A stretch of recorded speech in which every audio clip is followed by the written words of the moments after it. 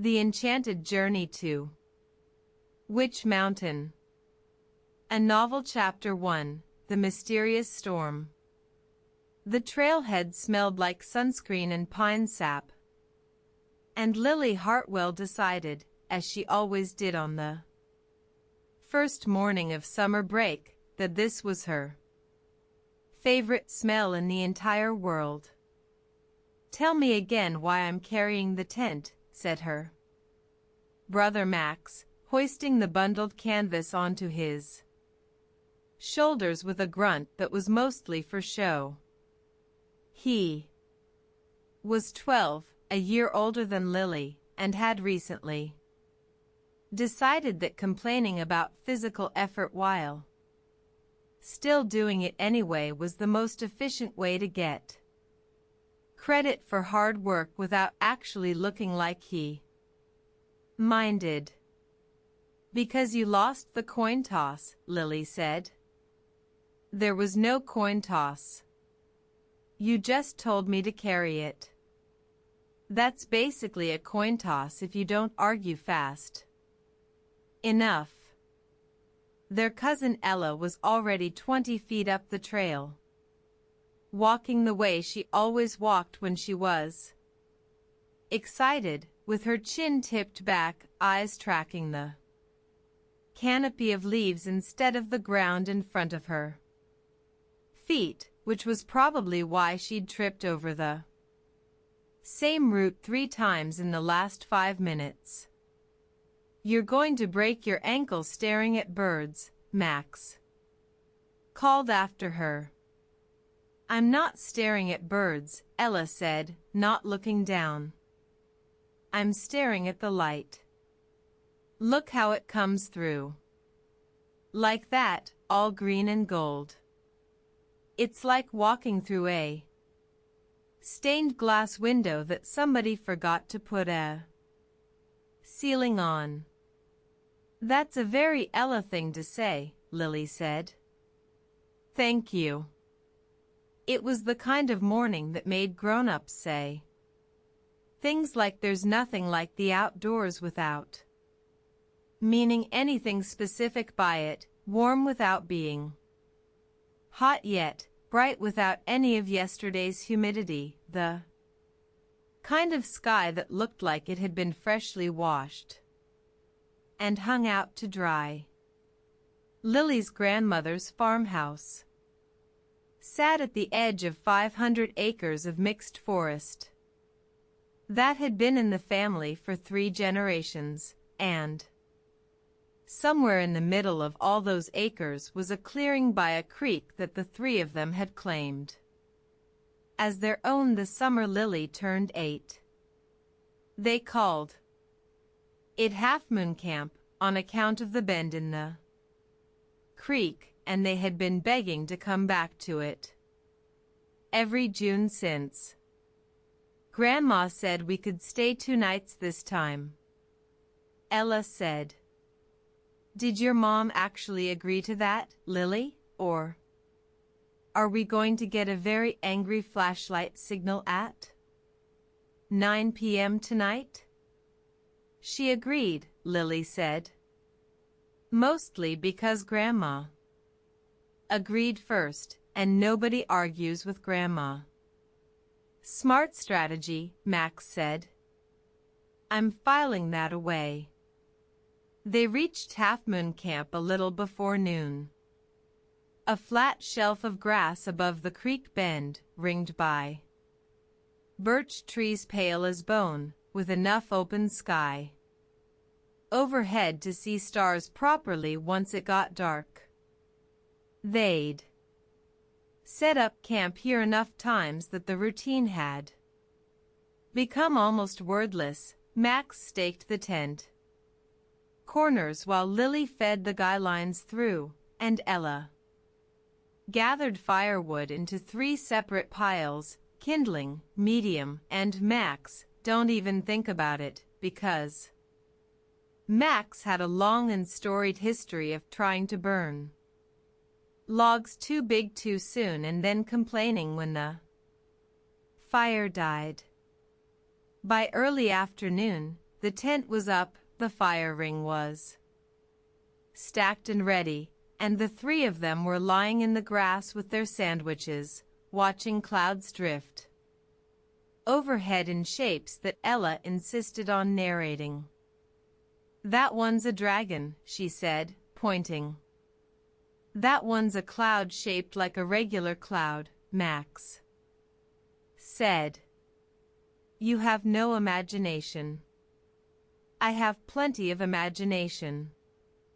I just don't waste it on clouds." Lily wasn't really listening to either of them.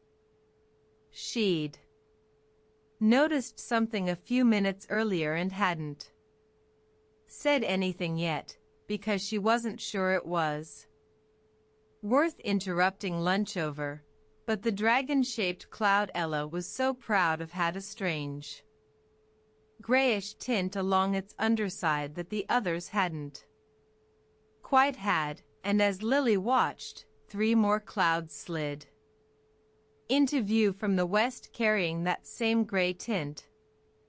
Low and fast, in a way clouds didn't usually move on a calm summer day. "Hey," she said. "Does it feel like it's gotten colder?" Max sat up. "A little, maybe." "Why?"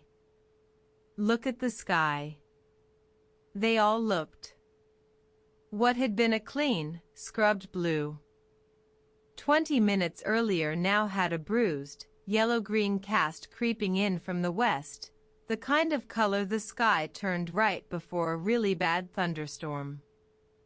Except thunderstorm skies didn't usually come with a temperature drop you could feel on your arms in real time. "That's not normal," Ella said slowly. "Maybe we should get the rain flap on the tent," Max said, already standing. "Just in case." He didn't get the chance. The wind hit first, not a gust, but a wall, slamming into the clearing hard enough to flatten the grass and send their lunch wrappers cartwheeling into the creek. Lily grabbed for Ella's sleeve on instinct, and Max staggered sideways before catching himself against a birch trunk. "Get in the tent," he shouted, but the words were barely out of his mouth before the first flakes of snow came sideways through the air, fat and wet and entirely, impossibly wrong for the first week of July. "Snow?" Ella said, staring at a flake melting on her palm like she didn't believe what her own eyes were reporting. "Max, it's snowing." "I can see that." The temperature kept dropping, not gradually, but in lurches, the way a room gets cold when someone leaves a door open in winter, except there was no door, just more and more wind, more and more snow. Until the clearing they'd set up camp in 20 minutes earlier had vanished behind a churning white wall thick enough that Lily couldn't see the creek anymore, couldn't see the tent, could barely see Ella standing 3 feet away. "Hold hands," Lily yelled, grabbing for both of them. "We need to stay together."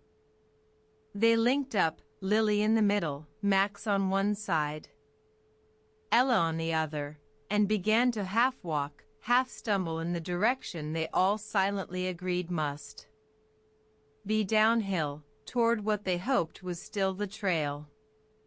The wind screamed through the trees with a sound that didn't seem entirely natural, less like weather and more like something with opinions about where they were trying to go.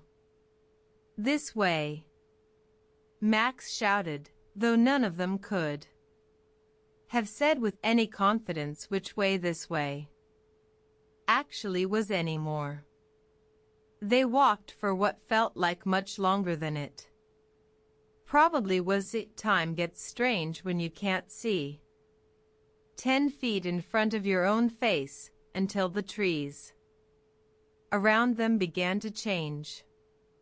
The familiar birches and maples of Half Moon Camp gave way to something darker, older, trunks twisted into shapes that looked almost deliberate, bark grooved with patterns too regular to be accidental, branches that arched overhead in archways instead of the usual scattered chaos of a normal forest canopy. "I don't recognize any of this," Ella said, her voice tight. "We must have gone the wrong way," Max said, though he didn't sound convinced of his own explanation.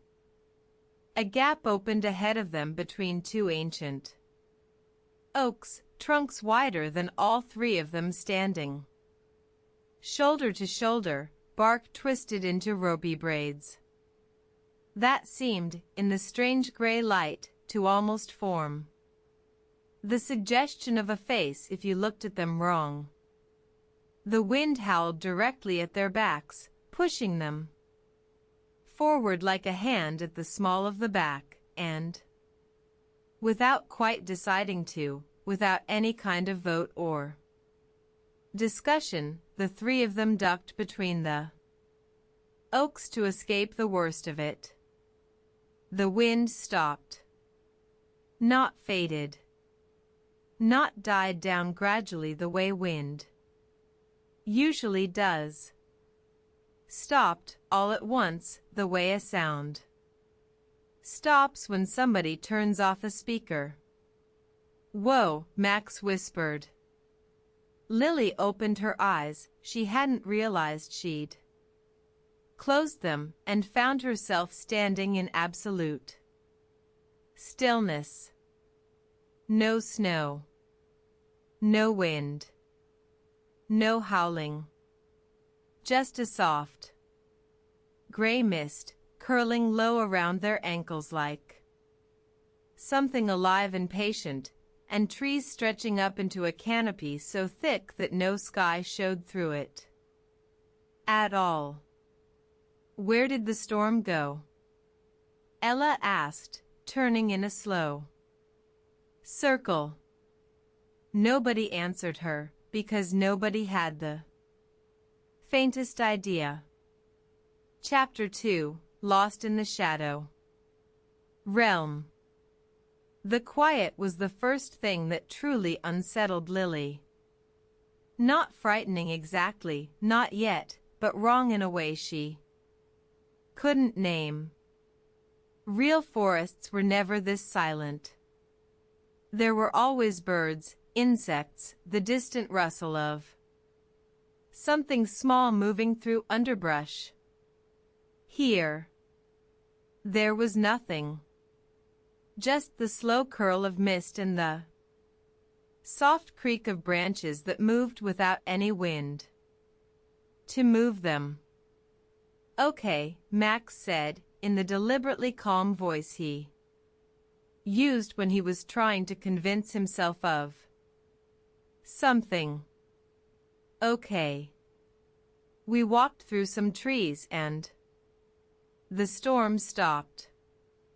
That's actually good. Right?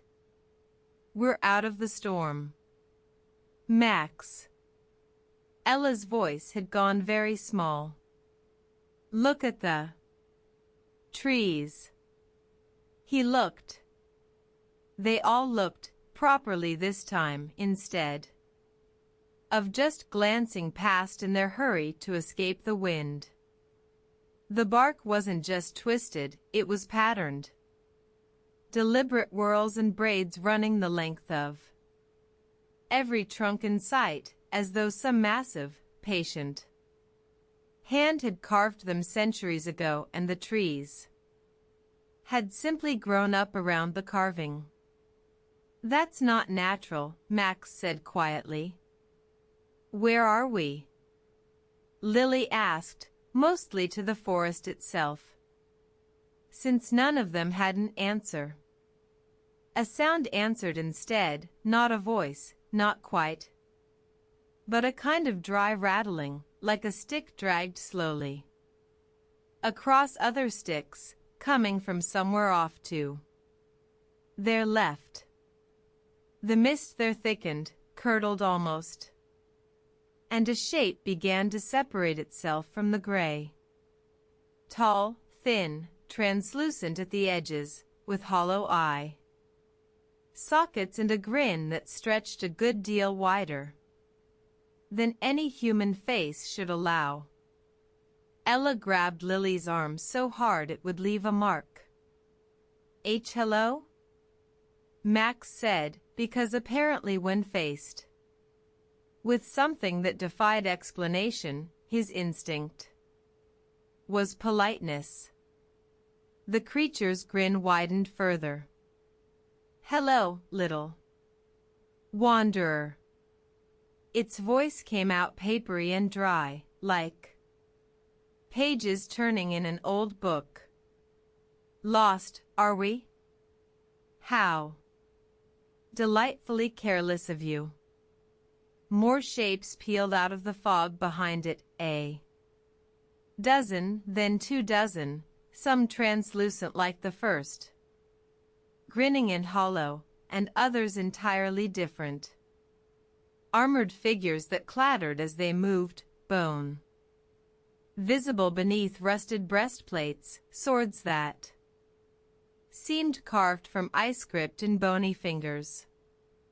Ghost goblins, the first creature said, with what might have been a small, theatrical bow, and our friends the skeleton soldiers. We serve the lady of this mountain, and she does not appreciate uninvited guests. We didn't mean to be here, Lily managed. We got lost in a storm, and we just want to find our way home. Home, the goblin repeated, savoring the word like it was something rare and faintly amusing. There is no home for you here, child, except whatever Morgareth decides to make of you. You have wandered into which mountain, and which mountain does not return what it swallows. Morgareth, Max repeated. Who's Morgareth? The goblins laughed at that, a horrible, rattling chorus, like wind through dead branches, and the skeleton soldiers raised their ice-bladed swords in a slow, almost lazy gesture that nonetheless made it very clear they intended to use them. Turn back, the lead goblin said, no longer smiling. While turning back is still a thing you are capable of doing. There's nothing to turn back to, Ella said, her voice shaking but steady. We don't even know how we got here. The goblins began to advance, and the skeleton soldiers fell into step beside them with a clatter of old bone and older armor, and Lily felt the particular, specific kind of fear that comes from realizing there is genuinely nowhere to run. Then the mist above them exploded into light.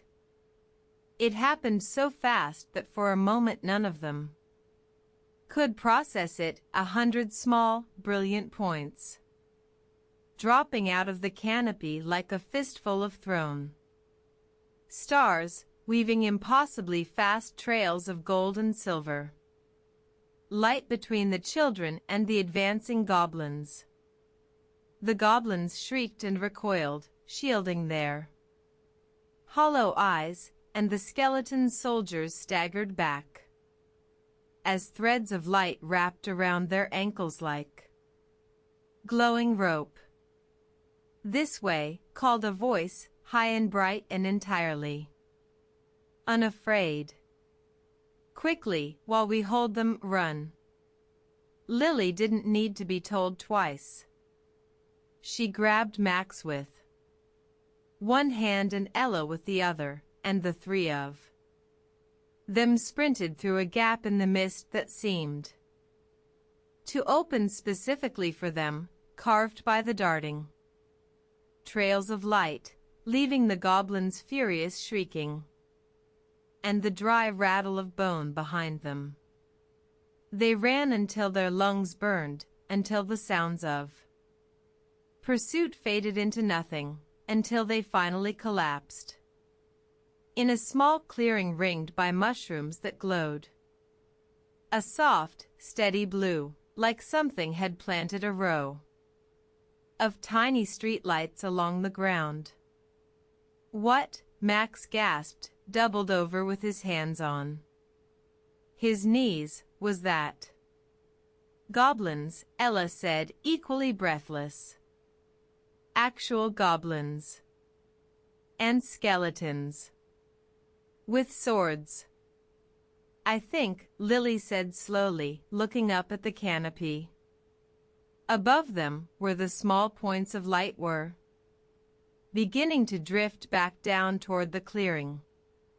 Slower now, no longer streaking through the air but hovering, fluttering, resolving into shapes with wings. "I think those might have been the things that saved us."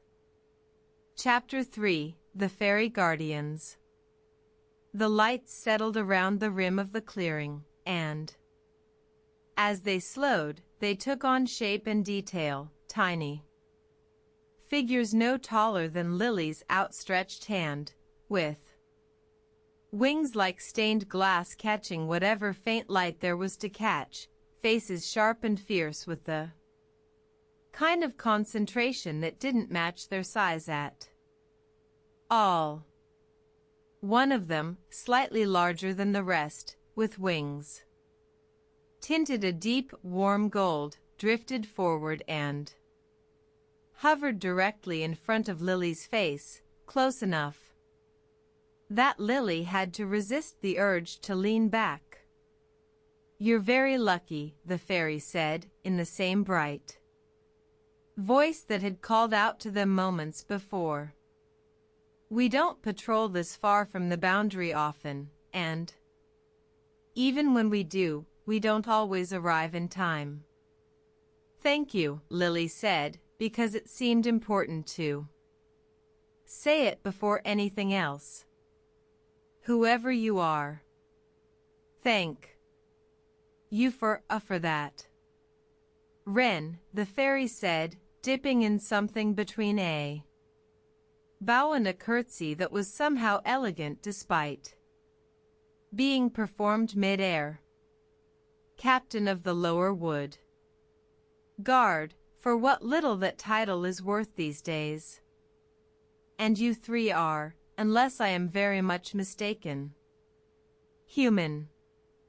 "Very much human," Max said. "I'm Max. This is my sister Lily, and our cousin Ella." "And you have no idea where you are," Wren said. "It wasn't really a question." "None," Ella admitted. Wren settled onto a low-hanging branch, folding her glass-bright wings, and the rest of the fairies drifted down around the clearing in a loose, watchful circle, several of them still glancing warily toward the mist beyond, as though the goblins might come pouring back through it at any moment. "You are in which mountain?" Wren said. "A realm that exists alongside your own world, separated by what we call the veil, a kind of wall between magic and the mortal places you come from. Once, long ago, the veil was thin and easily crossed, and our two worlds traded freely, magic for wonder, wonder for magic, each side strengthening the other. That was a very long time ago. What happened? Lily asked. Wren's light dimmed, just slightly, the way a person's face falls when they're about to say something they'd rather not. Morgareth happened. A witch of old. Hunger older than this mountain, some say, though I can't speak to the truth of that. She seized control of Witch Mountain centuries ago and has spent every year since trying to tear the veil down entirely, so that she might rule both sides of it as one. Why hasn't she done it already? Max asked.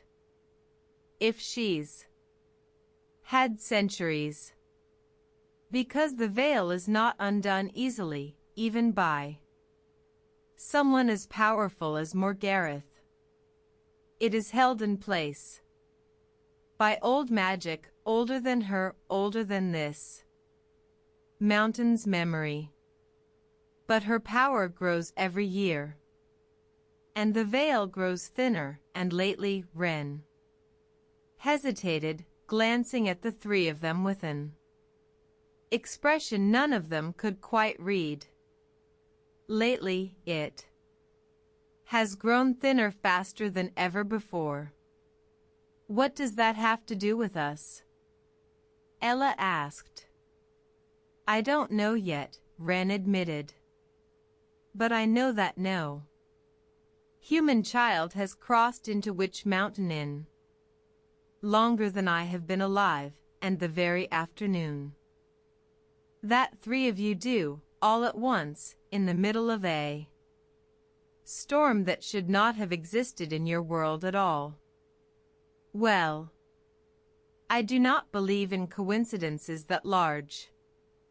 The clearing was quiet for a moment, the blue mushroom light pulsing gently, the other fairies watching with the careful patience of creatures used to letting important things be said slowly.